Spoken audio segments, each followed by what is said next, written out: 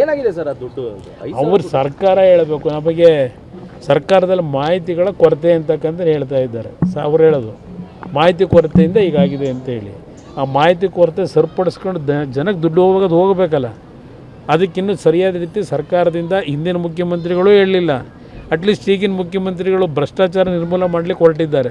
ಇವರಾದರೂ ಹೇಳಲಿ ಅಂತಕ್ಕಂಥ ಹೇಳ್ತೀವಿ. ಜನಗಳು ಅದಕ್ಕೆ ಸತ್ಯಾಸತ್ಯತೆ ಹೇಳಲಿ. ಭ್ರಷ್ಟಾಚಾರ ನಿರ್ಮೂಲನೆ ಮಾಡಬೇಕು. ಅದೇನೋ ಈಗ ತಾಲೂಕು ಕಚೇರಿ, ಜಿಲ್ಲಾ ಕಚೇರಿಲಿ ಅದೇನೋ ಒಂದು ಫೋನ್ ನಂಬರ್ ಇಡಬೇಕು. 10 ರೂಪಾಯಿ ಲಂಚ ಕಚೇರಿಲಿ ಕೇಳಿದ್ರೆ ದೂರವಾಣಿ ಮುಖಾಂತರ ಅದು ಎಲ್ಲಿಗೆ ಹೋಗಬೇಕು ಗೊತ್ತಿಲ್ಲ. ಅದು 10 ರೂಪಾಯಿ ಲಂಚ ಕೇಳಿದ್ದನ್ನು ಅವ್ರು ಯಾರು ಹೇಳಬೇಕು ಅಂತ ಅಲ್ಲಿ ನಾನು ಪತ್ರಿಕೆಯಲ್ಲಿ ನೋಡಿದ್ದಪ್ಪ, ನನಗೆ ಗೊತ್ತಿಲ್ಲ. ಕಚೇರಿ ಒಳಗೆ ದುಡ್ಡು ತಗೋಬೇಡಿ ಅಂತ ಹೇಳೋರೆ. ಕಚೇರಿ ಒಳಗೆ ತಗೋಬೇಡಿ ಅಂತೇಳಿ ಅಂದ್ರೆ ಅದರ ಅರ್ಥ ಕಚೇರಿಯಿಂದ ಹೊರಗಡೆ ತಗೋಬೋದು ಅಂತಲ್ಲ. ಇವತ್ತು ಪತ್ರಿಕೆಯಲ್ಲಿ ಬರ್ಬೇಕಾದ್ರೆ ಓದ್ತಾ ಇದ್ದೆ ಕಾರಲ್ಲಿ, ಕಚೇರಿ ಒಳಗೆ ಆಗಬಾರದು ಅಂತ.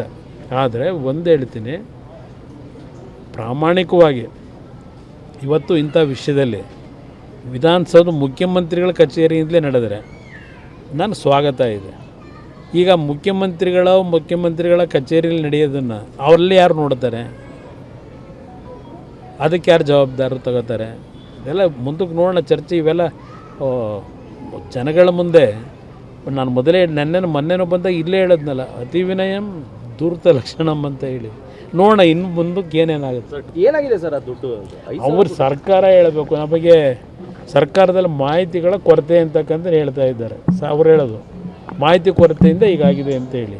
ಆ ಮಾಹಿತಿ ಕೊರತೆ ಸರಿಪಡಿಸ್ಕೊಂಡು ಜನಕ್ಕೆ ದುಡ್ಡು ಹೋಗಬೇಕಲ್ಲ. ಅದಕ್ಕಿನ್ನೂ ಸರಿಯಾದ ರೀತಿ ಸರ್ಕಾರದಿಂದ ಹಿಂದಿನ ಮುಖ್ಯಮಂತ್ರಿಗಳು ಹೇಳಲಿಲ್ಲ. ಅಟ್ಲೀಸ್ಟ್ ಈಗಿನ ಮುಖ್ಯಮಂತ್ರಿಗಳು ಭ್ರಷ್ಟಾಚಾರ ನಿರ್ಮೂಲನೆ ಮಾಡಲಿಕ್ಕೆ ಹೊರಟಿದ್ದಾರೆ. ಇವರಾದರೂ ಹೇಳಲಿ ಅಂತಕ್ಕಂಥ ಹೇಳ್ತೀವಿ. ಜನಗಳು ಅದಕ್ಕೆ ಸತ್ಯಾಸತ್ಯತೆ ಹೇಳಲಿ. ಭ್ರಷ್ಟಾಚಾರ ನಿರ್ಮೂಲನೆ ಮಾಡಬೇಕು. ಅದೇನೋ ಈಗ ತಾಲೂಕು ಕಚೇರಿ, ಜಿಲ್ಲಾ ಕಚೇರಿಲಿ ಅದೇನೋ ಒಂದು ಫೋನ್ ನಂಬರ್ ಇಡಬೇಕು. 10 ರೂಪಾಯಿ ಲಂಚ ಕಚೇರಿಲಿ ಕೇಳಿದ್ರೆ ದೂರವಾಣಿ ಮುಖಾಂತರ ಅದು ಎಲ್ಲಿಗೆ ಹೋಗಬೇಕು ಗೊತ್ತಿಲ್ಲ. ಅದು 10 ರೂಪಾಯಿ ಲಂಚ ಕೇಳಿದ್ದನ್ನು ಅವ್ರು ಯಾರು ಹೇಳಬೇಕು ಅಂತ ಅಲ್ಲಿ ನಾನು ಪತ್ರಿಕೆಯಲ್ಲಿ ನೋಡಿದ್ದಪ್ಪ, ನನಗೆ ಗೊತ್ತಿಲ್ಲ. ಕಚೇರಿ ಒಳಗೆ ದುಡ್ಡು ತಗೋಬೇಡಿ ಅಂತ ಹೇಳೋರೆ.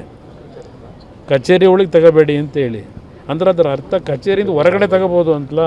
ಇವತ್ತು ಪತ್ರಿಕೆಯಲ್ಲಿ ಬರ್ಬೇಕಾದ್ರೆ ಓದ್ತಾ ಇದ್ದೆ ಕಾರಲ್ಲಿ, ಕಚೇರಿ ಒಳಗೆ ಆಗಬಾರದು ಅಂತ. ಆದರೆ ಒಂದು ಹೇಳ್ತೀನಿ, ಪ್ರಾಮಾಣಿಕವಾಗಿ ಇವತ್ತು ಇಂಥ ವಿಷಯದಲ್ಲಿ ವಿಧಾನಸೌಧ ಮುಖ್ಯಮಂತ್ರಿಗಳ ಕಚೇರಿಯಿಂದಲೇ ನಡೆದರೆ ನಾನು ಸ್ವಾಗತ ಇದೆ. ಈಗ ಮುಖ್ಯಮಂತ್ರಿಗಳ ಕಚೇರಿಯಲ್ಲಿ ನಡೆಯೋದನ್ನು ಅವರಲ್ಲಿ ಯಾರು ನೋಡ್ತಾರೆ? ಅದಕ್ಕೆ ಯಾರು ಜವಾಬ್ದಾರರು ತಗೋತಾರೆ? ಇದೆಲ್ಲ ಮುಂದಕ್ಕೆ ನೋಡೋಣ ಚರ್ಚೆ. ಇವೆಲ್ಲ ಜನಗಳ ಮುಂದೆ ನಾನು ಮೊನ್ನೆನೋ ಬಂದಾಗ ಇಲ್ಲೇ ಹೇಳೋದ್ನಲ್ಲ, ಅತಿ ವಿನಯಂ ಧೂರ್ತ ಲಕ್ಷಣಂ ಅಂತ ಹೇಳಿ. ನೋಡೋಣ ಇನ್ನು ಮುಂದಕ್ಕೆ ಏನೇನಾಗುತ್ತೆ.